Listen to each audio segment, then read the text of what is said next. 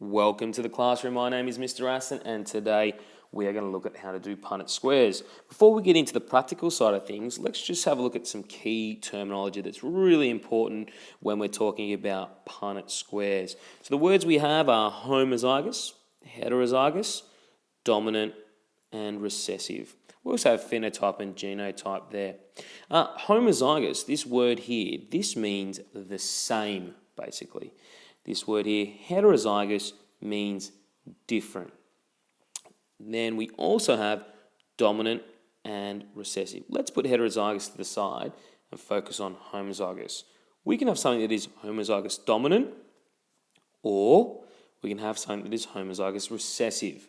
That actually refers to the genotype. So let's have a look at something that is homozygous dominant. I'm going to talk about pea plants because that's something you've probably done in class. We could have a tall pea plant or a short pea plant.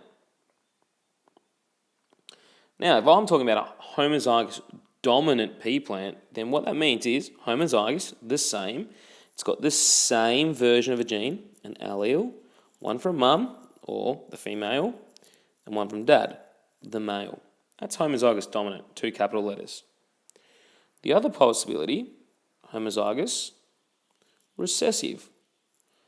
Recessive, the genotype, is going to be the lowercase version. But 2 lowercase means that homozygous the same, but it's recessive. Well, what does that actually mean? Well, what the recessive means is the fact that this dominant trait, in this case tall, is actually going to mask or hide the recessive trait.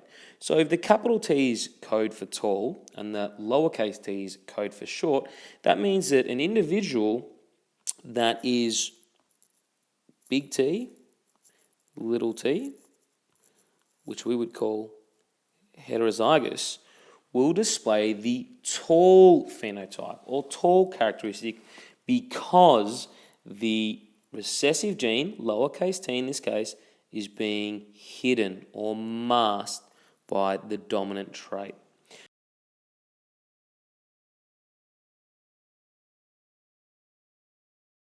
Okay, the last thing we need to consider before we get into the actual construction of Punnett squares is to ask ourselves this question. Why do we use Punnett squares? The answer is not because my teacher told me to. The answer is because we want to work out probabilities. Essentially, we want to know genetic or genotypic probabilities. If my mum has black hair and my dad has blonde hair, what are the chances of my brother being born with black or blonde hair? To do that, we can use Punnett squares. It doesn't tell us exactly what it's going to be, it just tells us the chances. But how does that work? Let's say we take the example I've got here. Let's say this mum has beautiful blonde hair, and this dad over here has beautiful black hair. What are their kids going to have? That's the question. To do that, we use Punnett squares. But we need to consider the genotype first. Blonde hair is a recessive trait. So she is going to be little b, little b. Black hair is a dominant trait, and he's homozygous dominant. So he's going to have 2 big B's. We want to know, what is the kid's genotype going to be? The example I've used here is super simple. The only option, the only version of the gene the mum can give in this example is little b. It's the only copy she has. So, when that egg is cruising down the fallopian tube and bumps into this sperm, the only genetic information for hair color that sperm can be carrying is black hair, because the father is homozygous dominant, meaning he has a big B. So this kid is going to have the genotype big B, little b. One from mum, one from dad. That's the simple case.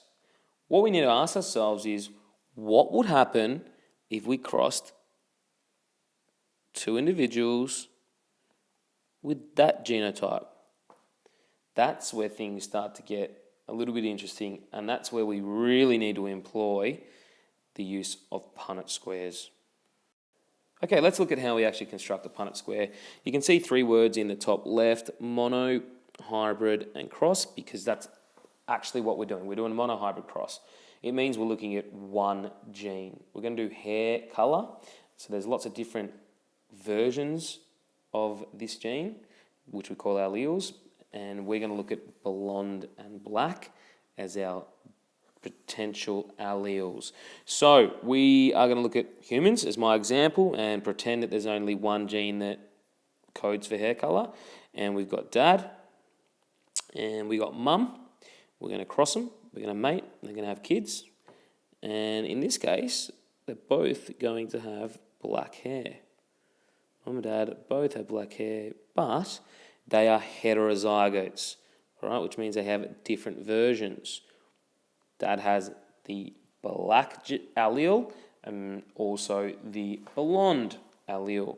Mum's the same. She's got the black allele and also looks like a pregnant bee, but she's got the black allele and the blonde allele. So to work out what are the chances of their kid having black hair or blonde hair for that matter, we need to do a Punnett squares. So that familiar grid that I'm sure you've seen 1,000 times before, we use this to work out probabilities. So we need to split up dad's genotype because the kid can only get one of those. Which one he gets is the result of chance.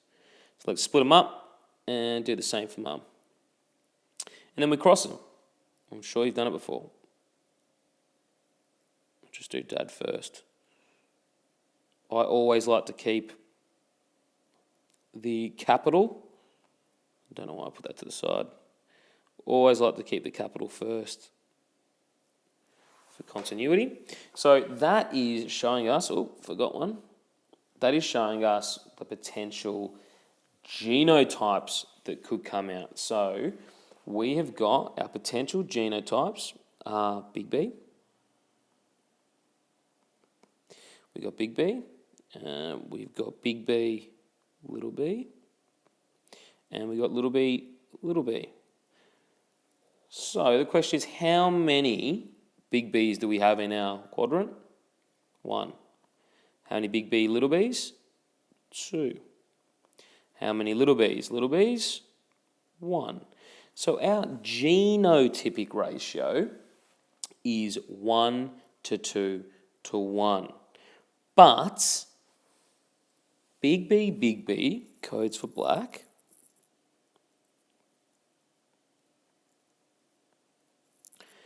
Big B, little b codes for black.